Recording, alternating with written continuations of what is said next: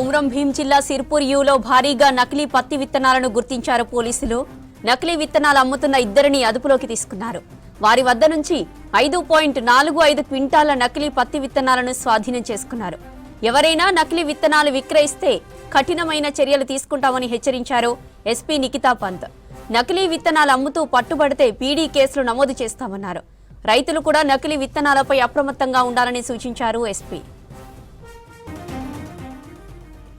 కుమ్రం భీం జిల్లా సిర్పూర్ యూలో భారీగా నకిలీ పత్తి విత్తనాలను గుర్తించారు పోలీసులు. నకిలీ విత్తనాలు అమ్ముతున్న ఇద్దరిని అదుపులోకి తీసుకున్నారు. వారి వద్ద నుంచి 5.45 క్వింటాల నకిలీ పత్తి విత్తనాలను స్వాధీనం చేసుకున్నారు. ఎవరైనా నకిలీ విత్తనాలు విక్రయిస్తే కఠినమైన చర్యలు తీసుకుంటామని హెచ్చరించారు ఎస్పీ నిఖితా పంత్.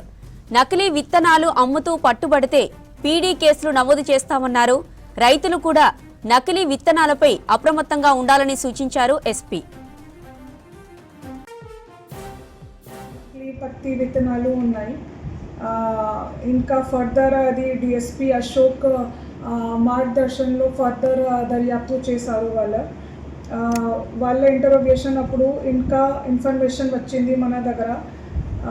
టోటల్ తెలిసింది కి టోటల్ 6.75 క్వింటల్ సిర్పూర్ యూకి ఇద్దరు తీసుకువచ్చారు.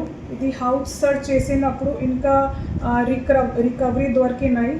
సో అన్నీ కలిసి 5.45 క్వింటల్ నకిలీ పత్తి విత్తనాలు దొరికినాయి.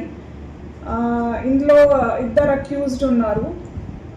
అక్యూజ్డ్ పేరు మంజునాథ్, ఏజ్డ్ 64 years. ఇది జూనాపల్లి మధ్యప్రదేశ్ నేటివ్. ఇద్దరు సెకండ్ అక్యూజ్డ్ జంగు ఏజ్డ్ 40 years. ఇది సిర్పూర్ యూ లోకల్ ఉన్నారు.